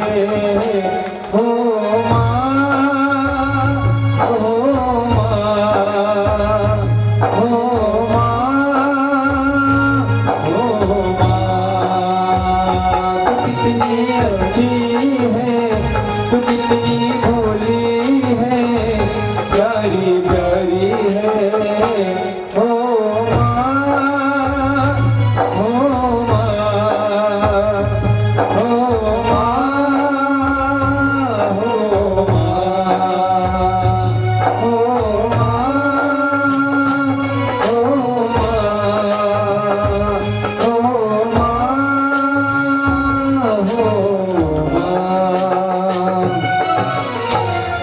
पूत कपूत सुने हैं पर ना सुनी कुमाता। पूत कपूत हो सकते हैं पर माँ कभी कुमाता नहीं होती। माँ माँ होती है। जिनके माँ बाप ने उनसे पूछना जीवन कैसे बिगड़ता है। जीवन की सारी खुशियां समाप्त हो जाती है जिनके माता पिता नहीं होते। कहते हैं माँ अपने संतान को कलेजा काट कर दे देती है कि मेरी औलाद को कोई दुख ना हो। और बालक क्या कहता है, माँ बाप ने क्या किया। एक बालक ने माँ से कहा, माँ तू हमेशा कहती है तेरा कर्जा है कितना, तू कहती है माँ का कर्जा होता है, माँ का ऋण चुकाना पड़ता है, तेरा ऋण है कितना। बोले बेटा तू माँ का ऋण नहीं चुका पाएगा, माँ है कितना बोल बता, आज जितना भी होगा मैं तुझे दे दूंगा। कितने दूं, 1 लाख 2 लाख 4 लाख कितना कर्जा है। माँ ने कहा बेटा ये कागज के टुकड़ों में माँ का प्रेम नहीं तोला जा सकता। माँ का प्रेम कितना होता है। वो रात, कई रात में तेरे लिए जागी हूँ, कई रात गीले में सोकर तुझे सूखे में सुलाया है, तू उसकी कीमत इन कागज के टुकड़ों से तोल रहा है। कि दुख उठाए मैंने, प्राणों के बलि लगा, प्राणों को दांव पर लगा दिया। डॉक्टर कह देता है माँ को बचाऊं कि बच्चे को, माँ कहती है मेरी संतान को बचाओ। मैं मर भी जाऊंगी तो चलेगा, मेरी औलाद बचना चाहिए। उस माँ को कह रहा है तेरा कितना कर्जा है। अगर बेटा कर्जा चुकाना ही है, 1 रात मेरे साथ सो जा, केवल 1 रात। बस इतनी सी बात। बेटे ने कहा आज रात तुम्हारे पास सोऊंगा माँ और कर्जा दूर हो जाएगा। आज के बाद कभी कहना मत कि माँ का कर्जा होता है। माँ मान गई। रात्रि में शयन के लिए बच्चा चला गया। माँ ने अपने पास सुला लिया, लाड़ दुलार करने लगी। बेटा आज कहता माँ तूने भी मांगा तो केवल एक रात, अभी सुबह हो जाएगी। माँ ने कहा बेटा एक रात मेरे पास सोकर तो बता। थोड़ी देर बाद माँ ने कहा बेटा प्यास लगी है। बालक दौड़ा दौड़ा माँ के लिए पानी लेकर आया। माँ लो, एक रात की बात है, तुम्हारा कर्जा चुकाना, पानी पी लो। अपने हाथ से पानी पिलाया। माँ ने थोड़ा सा पानी पिया, बचा हुआ पानी बिस्तर पर गिरा दिया। बेटे ने देखा माँ ने एक घूंट पानी पिया, सारा पानी गिरा दिया। थोड़ी देर बाद कहा बेटा भूख लगी। बेटा दौड़कर भोजन लेकर आया। माँ ने थोड़ा सा भोजन किया, भोजन सरका दिया। रात के 11-12 बज गए। बालक को कुछ नींद आने लगी। माँ ने जगाया बेटा सो रहा है? बोले नहीं माँ जग रहा हूँ। क्या? बोले पानी पीना है। बालक गया पानी ले आया। अब तो बालक ने माँ के हाथ में दे दिया। माँ ने थोड़ा सा पानी पिया, पूरा गिरा दिया। बच्चा देखने लगा माँ पागल हो गई है। पानी लाता हूँ थोड़ा सा पीती, गिरा देती है। भोजन लाता हूँ थोड़ा सा करती, गिरा देती है। उसको नींद आने लगे। माँ हला दे, बेटा सोया तो नहीं, पानी ला। फिर भाग कर जाता है। सुबह के 4 बज गए। परेशान हो गया, सोने ही वाला था। माँ ने फिर हलाया, खींच पड़ा। क्या माँ तुम पागल हो गई हो?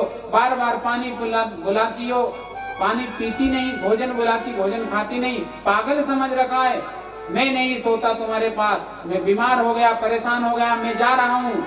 माँ ने कहा बस बेटा, एक रात भी पूरी नहीं कर सका, एक रात भी तुझे पूरी नहीं निकाल सका तू मेरे पास। अरे ऐसी कई रातें मैंने निकाली है तेरे लिए जग जग कर।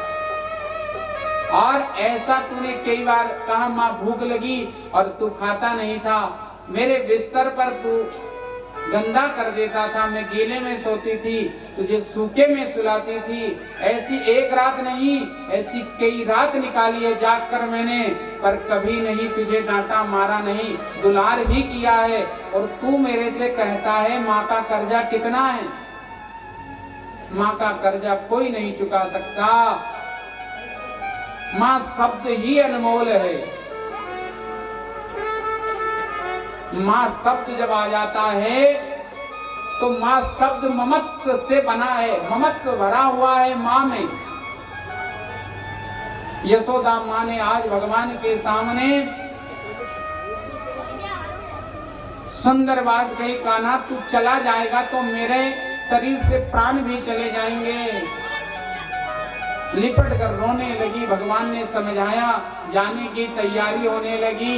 सारी तैयारी कर दी, बहुत सारा बांध दिया। माँ को चिंता है मेरा लाला कहीं भूखा ना रहे। बहुत सारा माखन बांध दिया, सारी सामग्री बांध दी। भगवान कहने लगे माँ यशोदा से, माँ जब मैं खाता था तो तुम डांटती थी, आज बहुत सारा माखन बांध दिया। बोले लाला मेरी नजरों के सामने था तब तू, अब बाहर जा रहा है, क्या पता तुझे ऐसा माखन मिले ना मिले। सारी तैयारी कर दी, भगवान जाने लगे। माँ यशोदा ने रोका, लाला थोड़ी देर और रुक जा, मैं अभी तेरे लिए ताजा ताजा माखन निकालती हूँ। नंद बाबा ने कहा देर हो रही है, जाने दो यशोदा। यशोदा ने कहा जाते जाते ये ताजा ताजा माखन को मेरे हाथ से खा ले, ना जाने अब ऐसा मौका कब मिले। यशोदा दौड़ कर गई, माखन निकाला, अपनी गोद में भगवान को बैठाया, अपने हाथों से माखन खिलाने लगी। माँ भगवान ने मुख मोड़ लिया। माँ यशोदा ने कहा लाला ये माखन खा ले, अब क्या पता ऐसा माखन तुझे मिले ना मिले माँ के हाथ का, क्योंकि सब कुछ मिल सकता है पर माँ का दुलार, माँ के हाथ का भोजन बहुत कठिनता से मिलता है। मेरे हाथ का माखन खा ले। आज भगवान भी मुख के पास माखन ले जाते हैं, आंखों से आंसू की धारा आज भगवान के आंखों से आंसू निकल आते हैं। माँ, ये तेरे माखन की कीमत नहीं चुका पाऊंगा मैं। ब्रह्मा ने मेरी स्तुति की, आशीर्वाद दे दिया, इंद्र ने मेरा अभिषेक किया, मैंने उसको इंद्रलोक दे दिया, सब कुछ दे दिया, पर इस माखन के बदले तुझे क्या दूंगा? सब कुछ दे दूं तो भी तेरे माखन का कर्जा नहीं चुका सकता। तेरे माखन का इतना कर्जा है माँ। माँ ने लिपटा लिया, लाला ये क्या कह रहा है? माँ का भी कोई कर्जा होता है? माँ तो दुलार से खिलाती है। आज अपने हाथों से भगवान को माखन खिलाती है यशोदा। भगवान ने माखन खाया और आज भगवान ने माँ यशोदा से कहा, माँ मैंने हर बात तेरी मानी है, आज मेरी एक बात मान ले। क्या लाला? आज तू बता, मैं तेरी हर बात मानूंगी। बोले मेरी यही विनती है, आज के बाद तू कभी मेरे लिए रोना मत। यशोदा ने कहा, क्या मांगता है? अरे जिसके प्राण शरीर से निकलते हो उससे कहा जाए, जिसके शरीर से प्राण निकलते हो और उससे कहा जाए कि आप सुंदर गद्दे पर लेट लो, कुछ खा लो, तो क्या खाएगा? ऐसे ही मेरे शरीर से प्राण निकल रहे हैं, और जब प्राण निकल रहे हैं तो आंसू की क्या कहूं लाला, ये अब मेरे बस में नहीं है। भगवान ने अपने हाथों में माखन लेकर आज माँ यशोदा को खिलाया है। माँ आज तू मेरे हाथ से भी माखन खा ले, क्योंकि ऐसी माँ मुझे अब नहीं मिलेगी। बहुत माँ मिली बहुत सारे जन्मों में, पर यशोदा जैसी माँ नहीं मिलेगी, जिसने अपने लाला के लिए नंद बाबा से भी विरोध कर लिया। नंद बाबा को भी खरी खोटी सुनाने में यशोदा नहीं चूकती। कृष्ण को अगर नंद बाबा भी कुछ कह देते तो यशोदा नंद बाबा को डांट देती, मेरे कान्हा को कुछ मत कहना। गोपियां कहती तुम्हारा कान्हा चोर है, यशोदा झगड़ पड़ती, मेरे कान्हा को चोर मत कहना। तो आज भगवान कहते तेरी जैसी माँ नहीं मिलेगी। मैं भगवान हूँ, परमात्मा हूँ, लेकिन आज तेरी गोद में आकर मैं अपने परम तत्व को भूल गया। आज तो ऐसा लगता है कि तेरा बालक, तेरा लाला बनकर ही रह जाऊं। यशोदा ने बहुत दुलार किया, अक्रूर जी ने शीघ्रता की, बैठा लिया, गोपगण आ गए, सब गोपियां आ गई, रथ को घेर लिया। कान्हा कहाँ जा रहे हो हमें छोड़कर? भगवान ने कहा जाना पड़ेगा, समय आ गया। गोपियों ने कहा इतना प्रेम क्यों किया? फिर अगर तुम्हें जाना था हमसे इतना लगाव क्यों किया? गोपियों ने कहा तुम निर्मोही हो कान्हा, तुम्हारे अंदर दिल नहीं है, दर्द नहीं होता। भगवान ने कहा दर्द तो होता है, लेकिन मैं समय से बंधा हूँ, काल से बंधा हूँ, मर्यादा से बंधा हूँ, इसलिए जाना पड़ रहा है।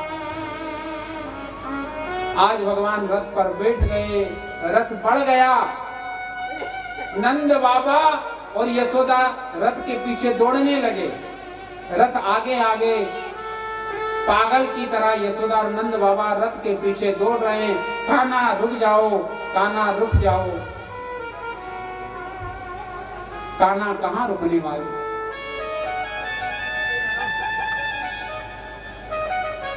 आज भगवान छोड़कर जाने लगे।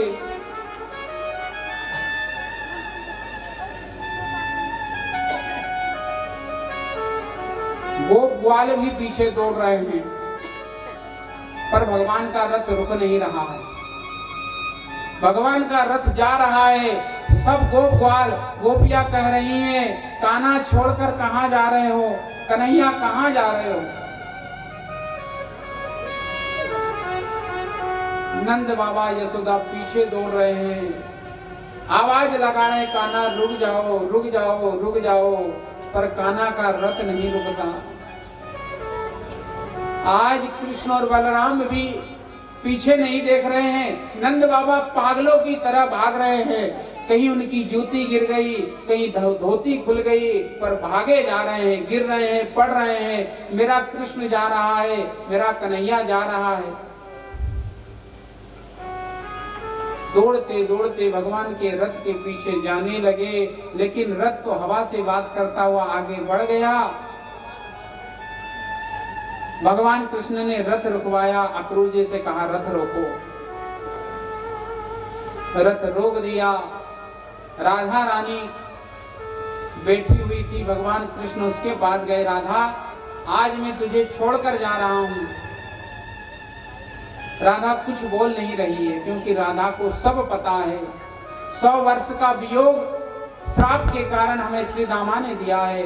वियोग तो होगा, कान्हा से क्या कह सकती हूँ? जो भगवान नियम में बंधा हुआ है उसे मैं रोक तो नहीं सकती, लेकिन मैं अपने आंसुओं को भी नहीं रोक सकती। राधा की आंखों से आंसू गिर रहे हैं। भगवान ने राधा के आंसू पोंछ दिए और कहा, राधा, आज मैं व्याकुल हूं, मेरे कारण सब रो रहे हैं। गोप रो रहे हैं, गोपियां रो रही हैं, नंद बाबा रो रहे हैं, यशोदा रो रही है, और तो और मेरी प्रीतमा आज राधा भी रो रही है, जो मेरे को सब कुछ अच्छी तरह से जानती है। आज वो राधा रो रही है। आंसू पोंछ दिए, कमर से बांसुरी निकाली, राधा के हाथ में दे दिया। राधा, ये बांसुरी ही दुख का कारण है, इसने सबको मोहित किया है। आज इसके कारण सब रो रहे हैं। आज से ये बांसुरी मैं तुम्हें देता हूं। आज के बाद कभी बांसुरी नहीं बजाऊंगा। बांसुरी आज के बाद बजाऊंगा ही नहीं। भगवान कृष्ण ने राधा को बांसुरी दे दी। भगवान ने उस दिन के बाद कभी बांसुरी का वादन नहीं किया, कभी भी बांसुरी नहीं बजाई। जिस बांसुरी के कारण आज गोपगण रो रहे हैं, मेरे माता पिता रो रहे हैं, राधिका रो रही है, उस बांसुरी को राधा को दे दिया और राधा से कहा, राधा, आज के बाद तुम रोना नहीं, वचन ले लिया। राधा ने आंसू पोंछ लिए और भगवान से एक ही बात कही, कान्हा, आंसू तो जैसे तैसे मैं रोक लूंगी, पर मेरे हृदय में, मेरे मन में जो तुम्हारी छवि जमी है, जब तुम्हारी याद आएगी, उस याद को कैसे रोक पाऊंगी? क्या होगा? भगवान आज राधा की ओर देखकर शीघ्रता से रथ पर बैठ गए। अक्रूर जी से कहा, अक्रूर जी, अब रथ को रोकना मत। अगर अब रथ रुक गया तो मैं मथुरा जा नहीं पाऊंगा। अब रथ को रोकना मत, जाने दो। रथ बढ़ गया। जब तक रथ दिखा तब तक रथ के पीछे सब दौड़े। रथ दिखना बंद हो गया, धूल दिखी तो धूल के पीछे दौड़े। सब समझ गए ये छलिया निठुर अब नहीं आएगा। सब बैठकर वहीं रोने लगे। रथ आगे बढ़ गया। सुखदेव जी महाराज कहते हैं, जा तन बीते सो तन जाने। जिस पर बीतती है वह जानता है। अपनों से बिछड़ने का गम क्या होता है, ये वही जानेगा जिसने उस गम को सहा है, उस दुख को उठाया है, वही जान सकता है। अक्रूर जी ने रथ आगे हाँक दिया। रथ मथुरा में प्रवेश कर गया। धोबी मिला, कपड़े मांगे, मना कर दिया। बलराम जी ने एक मुष्टिक का प्रहार किया, गर्दन तक उसे जमीन में गाड़ दिया, वस्त्र छुड़ा लिए। आगे दर्जी मिला, दर्जी को वस्त्र दिए, बराबर वस्त्र नाप के दे दिए। भगवान ने दर्जी को आशीर्वाद दे दिया, जाओ, आज के बाद जितने का कपड़ा नहीं होगा उससे ज्यादा सिलाई हो जाएगी। भगवान का ये आशीर्वाद है। आप देखो, कपड़ा अगर 200 का होगा, सिलाई 300 ज्यादा हो गई। ये भगवान का दर्जियों पर आशीर्वाद है। माली मिला, भगवान ने उसको आशीर्वाद दिया। उपजा मिली, उसका टेढ़ापन दूर किया। रंग महल में पहुंच गए, कुबलिया पीड़ हाथी को परलोक भेज दिया, उसकी मुक्ति करी, धनुष तोड़ दिया। कंस के पास पहुंच गए। एक नारियल रख लेना भैया, कंस मरता है जो नारियल फोड़ते हैं। जब भी कोई बुरा आदमी असुर प्रवृत्ति का मरता है तो लोग नारियल फोड़ते हैं कि अच्छा गया। भगवान ने कंस से युद्ध किया, मल्ल युद्ध होने लगा। भगवान उसकी छाती पर बैठ गए, मुष्टिक का ऐसा प्रहार किया एक ही बार में, गोविंदाय नमो नमः। कृष्ण किसी को मारे नहीं, सबके दाता राम, अपने आप मर जाते हैं, कर कर खोटे काम। कंस का वध कर दिया, सबने जय जयकार लगाई, सबने कहा कृष्ण चंद्र भगवान की जय, कृष्ण कन्हैया लाल की जय। देवकी वसुदेव को मुक्त किया, विद्या अध्ययन करने गए, अल्पकाल विद्या सब पाई, थोड़े समय में विद्या प्राप्त कर ली। कंस की 2 पत्नी थी, हस्ती प्राप्ति, उनके पिता थे जरासंध। 17 बार युद्ध किया, भगवान ने हरा दिया। जरासंध को घसीट कर और उसकी सारी सेनाओं को मारकर जरासंध को छोड़ दिया। 18वीं बार ब्राह्मणों ने जप किया, उसके प्रभाव से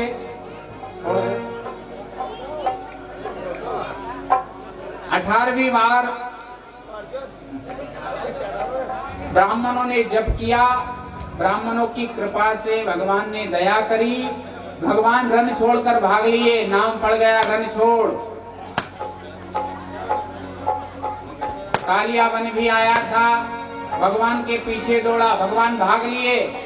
कालियावन कहा रे रण छोड़ कहाँ जा रहा है? भगवान ने कहा मेरे बहुत सारे नाम हैं, एक नाम और जोड़ दिया जाएगा, रण छोड़। तभी तो भगवान को रण छोड़ भी कहते हैं। मुचकुंद सोया हुआ था, भगवान ने पीतांबर उड़ा दिया। कालियावन ने सोचा भगवान सोए हुए हैं, एक लात मारी, मुचकुंद की नींद खुल गई। कालियावन को देखा, भस्म हो गया। मुचकुंद को आशीर्वाद था, इंद्र देवताओं ने आशीर्वाद दिया था कि जो तुम्हें जगाएगा, जिस पर दृष्टि पड़ेगी वो भस्म हो जाएगा। कालियावन भस्म। भगवान एक पहाड़ी पर चढ़ गए, जरासंध ने आग लगा दी। भगवान ने विश्वकर्मा से कहकर द्वारिका की स्थापना करवा दी समुद्र में। भगवान बलराम और कृष्ण उसी पहाड़ी से छलांग लगाकर समुद्र में चले गए। जरासंध ने सोचा भगवान जलकर मर गए, अपने राज्य में चला गया। ब्राह्मणों को बहुत सारी दक्षिणा दी, आपके जप के कारण कृष्ण बलराम मर गए। उसको ये शंका हो गई, ब्राह्मणों पर विश्वास भी हो गया। भगवान ने ब्राह्मणों की लाज भी रख दी और अपना काम भी बना लिया। द्वारिका में निवास। उद्धव को एक दिन बड़ी मन में शंका हुई। भगवान ने जब ये बात कही कि मुझे गोपी और ग्वालों की याद आ रही है, तो भगवान ने सोचा इसको ज्ञान तो बहुत है पर भक्ति नहीं है। ज्ञान खाली कोई काम का नहीं होता। आप जलेबी बनाओगे, जलेबी को तेल में तलोगे, घी में तल लोगे,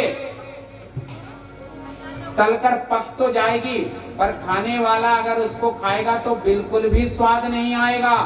ऐसे ज्ञान से आप परिपूर्ण तो हो चुके हो, लेकिन भक्ति रूपी चाशनी में जब तक नहीं डूबोगे स्वाद नहीं आने वाला है। आपके अंदर विवेक नहीं आएगा, आप सरल नहीं होगे। भगवान ने सोचा भक्त तो है पर ज्ञानी है, भक्ति कुछ डालना चाहिए। गोपियों के पास पहुंचा दिया और गोपियों ने ऐसा ज्ञान दिया, ऐसा ज्ञान दिया कि उद्धव के हृदय में भी भक्ति जाग गई।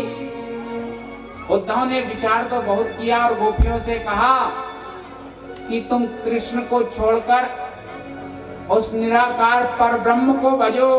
गोपियों ने कहा उद्धव प्रेम की बात तू नहीं समझ सकता, ये तो प्रेम की बात है उद्धव। बंदगी तेरे बस की नहीं।